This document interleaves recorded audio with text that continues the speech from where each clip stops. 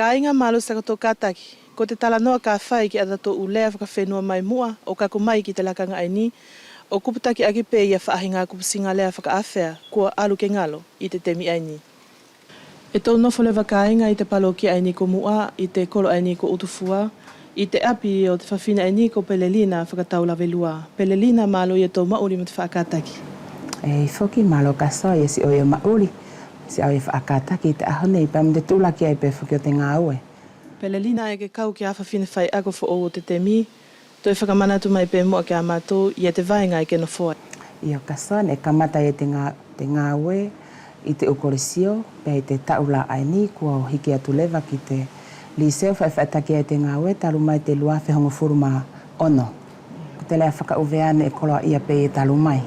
Ka i te laka o te temi e mahino i e te kupu fo'o o te temi, e tu o mea ngā ue fo'o kua ha, pia kutonu le fo'o ke turika ki hana u kupu singa mo ona whakamahino i te lea whaka Uvea.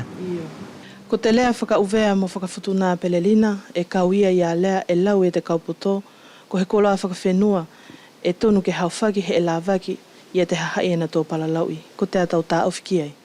E mo oni kasoa, mo ka pau e tō whakaua watu i a te kaunga maari o te hahai o Uvea nei mo Futuna, o whea ai pē ki te hahai Uvea mo Futuna e maa uri niu karetonia, e moro tō wa upe la ki te toko te aua whe.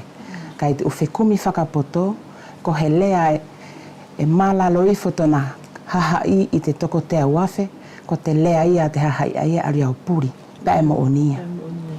Pē ka tā hua tu lewa ki te pule anga, pē mo te ako whakapule anga, pē e au tokanga ia i lewa i a te whaingata ia o te lea, he hange e tanumia, urua ki pē mo ai te lea whakawhalani, mo ka ki whakafofuanga ka pau i te waha akatoa, e wheala ke hola nima ia he kalasila i te hola whakawhalani. Ka e maa ia whakila mo hola ako ala, o hange la ko te sienisia, te matematika, te moihia tu whaahinga ako, e wheala e ki tō tokanga ia, e toi whakaaunga putu ai pe te lea whakawhalania. Ka ko te lea whaka Uvea ko tōna pe ki hola katoa, ki hola pe ai a tahi. Ko ia ui ai, mo kātou hau ki tō mauri ai te ahawhuri, i tua, tō tua mai te pule anga, mo te ngāo papalangi mo te ako, e wheala ki tō ui, mo re wheala e ki tō tā maki e te whaka Uvea, i te lea whaka Uvea, he palalau i pe te ahawhuri. Ko tōna melenga, he mo kātou talanoa whakahunga ue lewa, kumi ngā ue, pia wheala ki tō maua i te whakakaukau ai, mo le aunga te ki i lea whaka Uvea ia, he mo le maua i whaki he ngā ue ia, mo le kumi ngā ue i te lea whaka Uvea, mo le aluako mau ia te lea whaka Uvea, ko ki i whaahinga kehe ai ai au toka ngai, te alo te temi. E au whia whakalawelawe atu lewa pe ko te ai a tau mau, o uhinga pe mo te kupusinga lea whakaawhea ai ni ko vovoi. Te ki kupu ko vovoi, e kau ia i te ukupu matua. Te ukupu matua ai wheala ke au ia tu more ke i whakaaonga e tātou i te temi nei. I te okula ai ni mauri ne he ki wheala e ke au longo ki he tahi, ki he uru matua, pe ko he whine matua, ke i na whakaaonga e mai e te kupu. Ako te kupu ko vovoi, wheala ke au ia tu taki te whaahinga manatu, mo he loto fia ki he konga ne e hoko pe ki he tahi. Hange la ke au tuku atu he ki whai taki anga, ke i vovoi pe te whine matua ki ana whanau ai kua olo ako i whalani. E na manatui, ka e na mauai te loto fia he whala ke tō manatu ki he mea ka e tō loto mamahi ai. Ka e ko te vovoi, e na ave he manatu mo he loto e fia. O ni whoki Pelelina e ke no fufuge mo au uki i tohi, ke whakamahino mai pe i a te uhinga o te uki i tohi aini. Ia ko whaahinga ki i tohi kehe aini, o whaahinga ngā ue ne e wheala ke whaitaki e ni tamai, pe ko ni whae kua lete ia i te ngā ue. Hange la ko ki miseo, hange la ko whaniatoa, pea ko ki mea ngā ue aia e au whakaaonga whoki ki te ngā ue.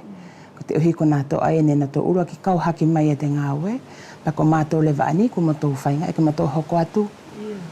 Pea ko te uki i tohi la aini Pelelina, ko te uki i tohi tāna ki lea pe?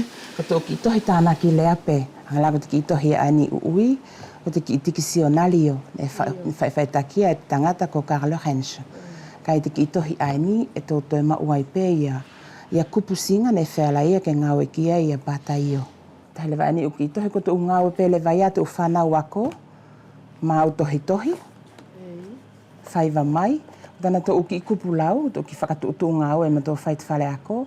Pea o hangalewa o tānaki o whai aki to uki tohi na awhiala pe he temi ke toi whakaaunga ia e ni ihiang e na to hoko atu e te ngāue. He mole malau kasoa ia te ngāue ne kua tā ofi mai ne kua whaitakia hangelai ko te tohi ani ko kupusi ngā kalamea. Hangelai ko te whakawhalani tō maua e sujet, verbe, complément d'objet direct, adjectif. Pea ko osi whakaliliu ia, ko osi whaitakia i maona ia ki whalasisi whaitakianga. Kane whaia e te kurupe a e ngāue ki te lea o te ako malalo a e kawaia whania toa. E ie hau amanaki ki te lea a Uvea mo Futuna e mo tō whakalongo atu. Ko te tokoni pe ia, pea mo te kole.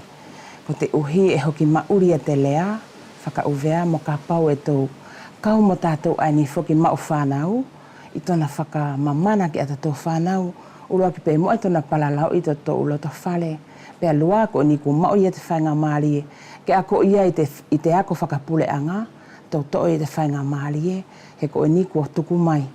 Nā whuki whaku tō e māpunu i mai i te matapā, he ka pau pea nai e sisio i nā tō mo le kaunga maari ia he tohi hingoa i a te whanau ki te ako whaka Uvea, pa e whiala e ke hanga nā tō tō e pupunu mai te matapā aia.